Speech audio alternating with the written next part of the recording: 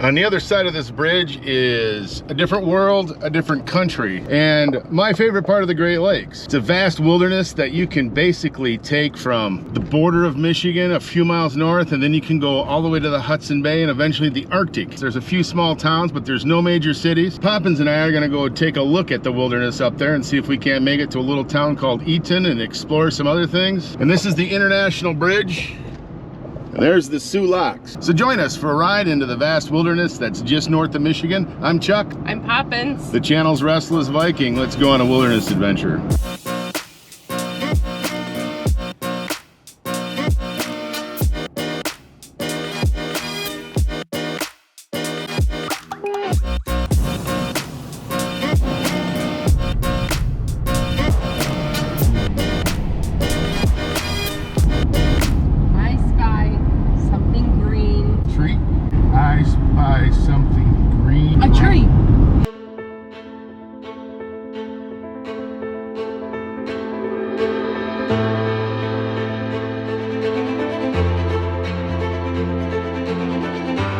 Just north of Harmony Beach is the easternmost part of Lake Superior.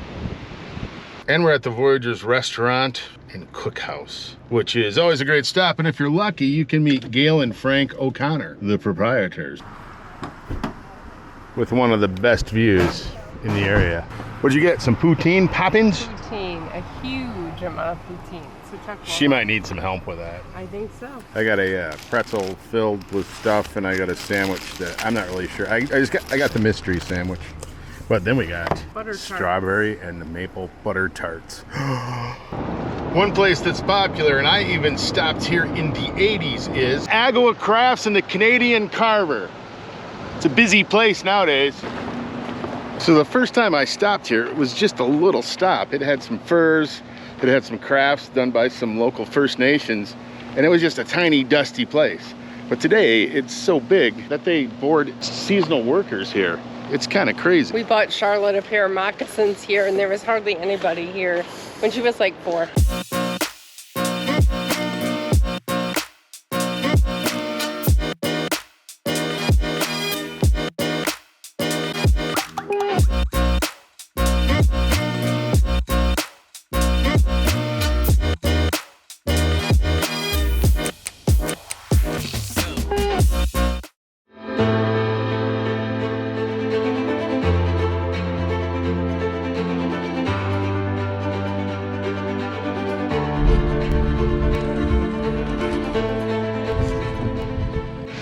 And dotted all over the Algoma District are old abandoned mine adits, which I don't recommend that you check out, but let's go check one out. So I've heard rumors and conversations about this old mine that it used to be a tourist attraction. It started as a uranium mine, and then it became a tourist attraction, and then they closed it down, and then they covered it up. But some local climbers opened it back up. The location will remain undisclosed. Here in Canada. So the last time we were here, all of these timbers were still the roof, and they've all come down. And it looks to be full of water now.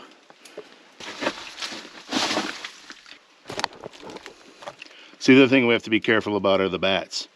They had succumbed to white nose syndrome, and we actually, the old expedition team I was on was the ones that reported them. So we don't want to disturb them too much.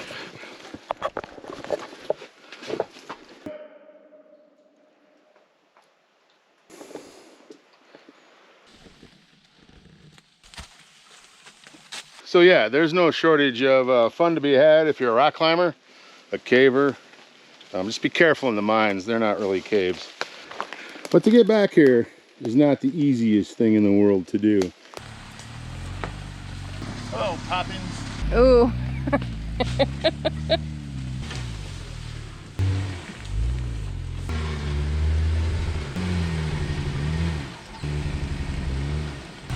Interesting.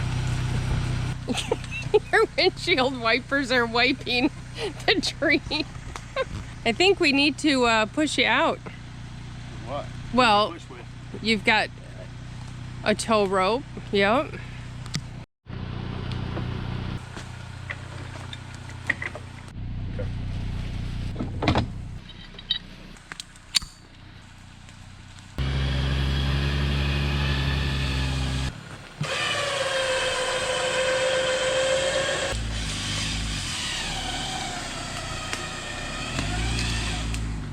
Now this, my friends, is when the adventure begins. So you didn't get that?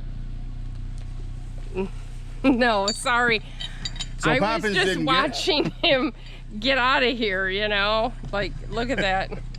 You can see up here where there's a gully that comes down and has washed all the topsoil in here, making it soft right here, but usually the trails are great. So we got the kit, the winch, the blah, blah, blah. We got a shovel to fill in all the rock washouts we're going to encounter. So we're having some fun. Aren't we, Poppins? Yes. I had to go get my bug thing because it's something out here. The next stop that we're going to make is to a little town. Let me put my seatbelt on. A little settlement, or a whistle stop, I guess, on the Algoma Central Railway. It's Freighter, Ontario. I would say it's abandoned. Maybe there's some seasonal structures there, but it's an easy drive out. So Freighter Road, leading back to the little settlement of Freighter, the road can be challenging at times. It's only like 9 kilometers, but it gets kind of rough. So that's evidence of a corduroy road. Poppins, how are you feeling about wilderness things right now? I'm readjusting. I was just at the Grand Hotel with my mother and sister, and that was scrumptious. So now I'm getting used to this again. So it might be a good idea for some of you to leave a heart comment in the comments with Poppins' name there and give her a little love. About halfway down the Freighter Road, it's not so bad this year. It's great. We should be in Freighter in a few hundred more meters. So Freighter House, long abandoned, is now got new life. So this is Freighter House, which was the lodge that you used to stop at. These tracks here belong to the Algoma Central Railway. And a lot of people might be familiar with the Algoma Central because of the Agua Canyon tour train, which comes from this direction, from the Sioux, and goes that way to the canyon, which is, I don't know, probably another 15 to 20 kilometers. This is a private crossing, and we're going to take that road over there. But the Algoma Central was the railway that was created for the Sioux to extract all the timber, to extract all the iron, or any of the minerals that were taken, and they were brought back down to the Sioux for processing. And Freighter is one of those towns or settlements or whatever that I believe was a camp or some other sort of established settlement. And the only way to access this area was by that rail. When 17 finally came through, then they started building the roads out to these areas, and now the roads go even further into these wilderness areas. But the passenger train, which was an amazing experience, would come to Freighter or really anywhere. It was a flag down train. So we used to get on the train here at Freighter with our kayaks, and we would head up to the Sand River, to the Agua River, and then we would head down the river for our adventure. Sometimes they just drop us off at a little camp out there somewhere by the canyon, and we just go around and explore. This was one of the areas that we would get dropped off, that we would get on or get dropped off at, and we'd leave our vehicles here. But the passenger train, I believe it was in 2015, stopped running. They still run the tour train on these tracks. Rumor has it that the First Nations and some other organizations are really trying to resurrect the passenger train. So Poppins, what do you think so far? Oh, this is unique. Do you see the bugs flying all over? They're not bothering me yet, but they will. They are bugging me. So we have taken this road a ways, and there's a gate up the road, and we're gonna go see if the gate is locked, and then we're gonna find a place somewhere around here to camp.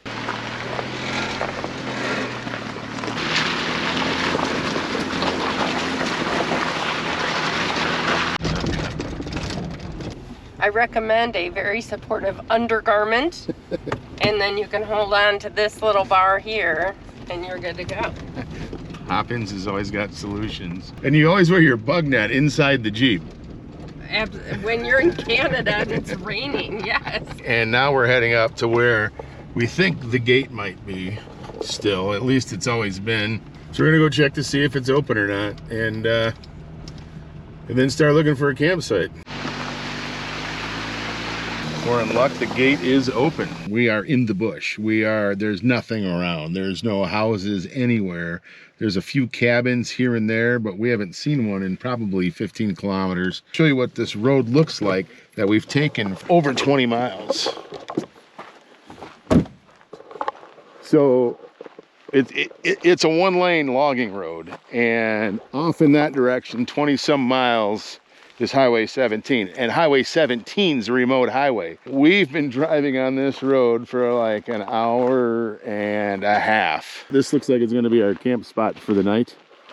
Where we're at is actually a wilderness emergency evacuation site.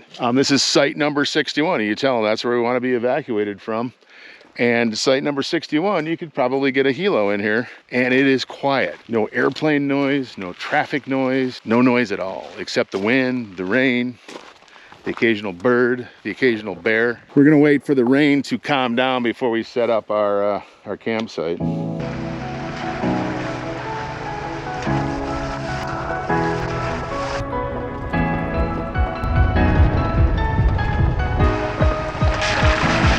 Day 2 in our quest for Eton or Eton, 50 some miles on bush roads, and we're kind of making progress. So we started here, Highway 17, and we're there, and we have to go to there. So probably halfway done, maybe a little bit more than halfway done. How is it, Poppins, who's wearing a bug net inside the Jeep?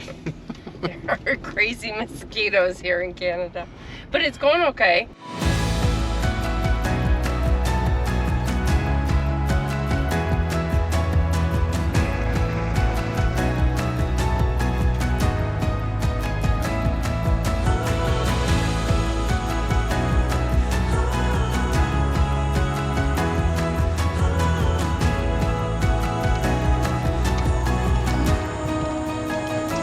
Poppins is in charge now. We are almost there. This is our location, and we got to go up right in there, and we've come from right over there, so making good progress. It's beautiful. We just flew the drone a little bit, but it's looking nice outside today. So Poppins, what are you thinking? Oh, I love driving. Around every bend there's something different, some challenge. It's fun.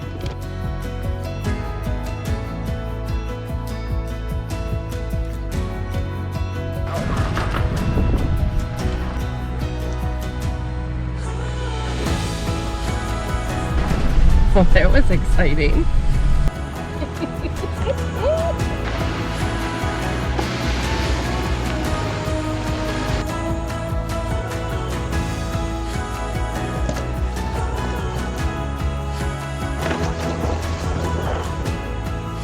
Over to our left is the Agua River, and then the train tracks, and then there's a power line there now. And occasionally you might spot, and we can see one right there, the peak of a cabin. So we're coming in the area of Eton. There's a bridge there now over the Agua River. It's a focal point of this wilderness. And you can see over here, this gravel pit. That's where they got the gravel to make these roads. They have them all over the place. Here's a modern cabin just before the bridge. And the reason that we're here is for this bridge.